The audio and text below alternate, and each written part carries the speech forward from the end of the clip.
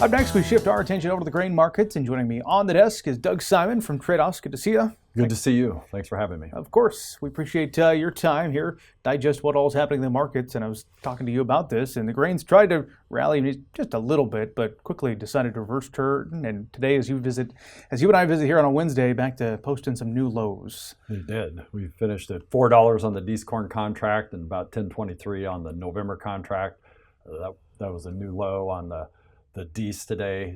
We went down below the 403 low, and so we've had days where the market will get excited. You know, the funds are still pretty big short out there. They were 315,000 short on the corn, and the beans they were 185,000 short last week, or 2 weeks ago, and they went down to about 163. So they've covered some of those short positions, so we get a little bit of that going on. But then the cooler, little bit of rain comes into the forecast, and the algorithm starts selling again. And those fund positions, the commercials have started going long, and they've actually got a big long position on the funds. The spec funds are big shorts, but their open interest has started to decline, and the commercial side of it's been increasing. So it's similar to what we were in February at the end of the month when we put in, it was first notice day for the March contract. So you don't know when it's going to end, but there are some big picture signs that it'll end. It just have to see some bottoming process and see if we can turn around at some point. Kind of continues to be the theme as we size up just from like a 50,000 foot perspective. Is the funds believe the crop will be out there, really good crop again this year is their perspective, and get a little rain that enhances that perspective, I guess. And demand pictures not getting any more bullish at this point, I guess, as we look at it, is it? It's the good thing with these low prices, they tend to cure low prices, but also our basis position, we're lower than what we are relative to our competitors. On the corn side, we're cheaper than the Ukraine, Brazil, Argentina, and then the same thing on the bean side. We're probably a dime cheaper than Brazil, and we're closer to the Chinese market. However, China's not coming in and buying as many beans as we would expect. We're pretty low on what commitments are, and the same thing on the corn. But at some point, I mean, there's some political clouds out there with the elections coming up and trade war rumors, and that has concerned people and has pressed the bean market, especially futures-wise, the last few weeks. But we are in a competitive position. We also have the stocks, which is good. If we raise a good crop, we'll have a lot of corn to be available to export. And that's where you see the difference. Well, next week we've got the WASDE report, and you see the carryout stocks from a few USDAs at just over 2 billion of corn. You know, some of them are up at 2.4 billion because they got lower exports and just a fuzz lower ethanol and a bigger yield. You know, USDA is at 181.5 on the yield, and so that's what's going to be interesting next week as we go into that WASDE report. Let's spend a minute talking about U.S. basis here locally. How do things look across the countryside? Columbus is 50 over, and the Bartlett up in Council Bluffs is 25 over. We were 95 over out west in Lexington at the ethanol plant 2 weeks ago, but that's backed off by about 30 cents. But the Columbus market's still hanging in there pretty well. So the basis levels are still pretty firm for old crop corn. A little more reflective of that last report we had from USDA where they actually came back and increased. They decreased last year's carryover, and it basically made things a little more optimistic for next year's demand, and that's helping.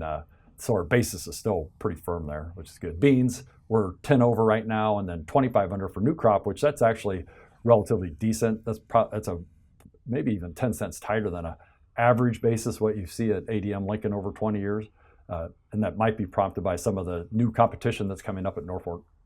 Norfolk crush is what you're referencing exactly. there, and a lot of emphasis is put on perhaps some expansion in the crush space. And Sure. Do you remember on top of your mind of when that was supposed to come online? They're buying beans up in Norfolk currently, and they'll be buying for harvest. They're not buying a lot right now. They're just trying to get things moving. The David City one is still off in the future. I'm not sure. They're under construction, but I don't know what the start date is on that one. Yeah, appreciate that, Doug. Yeah. Let's kind of look big picture here at the crops of what the reality is for the farmer today. And we talk about ARC and PLC insurance options. You want to spend a moment or two talking about those? Yeah, as we go down towards $4, if you look at the average weighted cash price of the crop next year, which starts on September 1st and goes to August 31st, you'd be looking at PLC payments below that 401 cash price. And if you look at what we see is about a 12-cent basis, it's somewhere around 413 on the futures. We're still a ways away on the beans on that price. But when you look at the ARC on that side, the price on the corn is at $4.85, but they discount that by 86%, and it's around $4.17 is where that one will be pricing. And on the beans, it's $11.12, and 86% of that's $9.56. So we're quite a ways away from the beans. But the thing on the county one is that that's also contingent upon the county yield. Mm-hmm. So if we have a good yield in the county and we still have low price, you're probably not going to get a county payment. But if you have a low yield in the county and a low price, most likely then we would start. But we're at that point where you get that on your base acres that your historical base, not on what you plant, and it's discounted by 85% on those. Those are the things. But we're looking at from our farmers, especially with the corn PLC, that we're in that price support level. It's something we look back at in 2019 and 20. How much you want to have hedged at this point? You should look at that PLC as being part of your risk management component, and we help people understand that and work through that. And we've had a lot of our farmers are sending us I think it's a 156 report. You can get that from FSA, and they'll tell you what you signed up for, because not everybody remembers it was ARC or PLC, and they'll give you your basis, and they'll give you your acres and your yields. Well, let's kind of wrap up here on that risk management theme. What else should people be considering now that we're getting into the month of August? Well, pre-harvest, we were looking at $5 corn. We've been talking about selling increments through here, hedging. We like to do that. If we've come down to this $4 level now, and you're heavily hedged, what risk do you have at this point? You probably can come out of hedges and go to maybe a $4 put and do some type of short call, some type of strategy where you'd, put a floor in there, give you some flexibility back to the upside, especially if you've got a lot of PLC coverage. You'll want to be looking at some of these harvest basis levels, especially here in eastern Nebraska, where the yields are going to be good. Like I said, that 25 cent under basis at ADM Lincoln's good number. Same number at Fremont. And some of the corn basis is dime under up at ADM Columbus. The big question on that corn, where we've got such a premium nearby, you may want to wait, because usually some of that premium will carry into the new crop slot. But again, the other thing we're going to be looking at is the big carries in the market. We have 35 cents a carry out to next July. Last year we had big carry just between the Dece and the March at 25 cents. But should I deliver or should I store? But be aware of those carries. In the bean market, there's I think 50 cents a carry from the nove all the way out to the deferred. So with the thought of big crops, there's definitely some carries in there that you want to be thinking about. How if I roll those ahead, or if you've got an HTA on, rolling that ahead. Think about those concepts. But those are the big picture ideas. But yeah, it's pretty depressing right now in terms of price, but when you think of $5 corn in the spring at 200 bushel, that was $1,000 of revenue.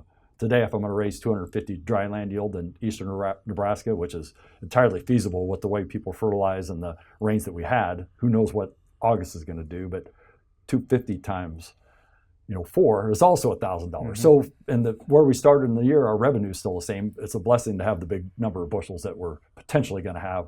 Hopefully we'll get some rain and we'll continue down that path.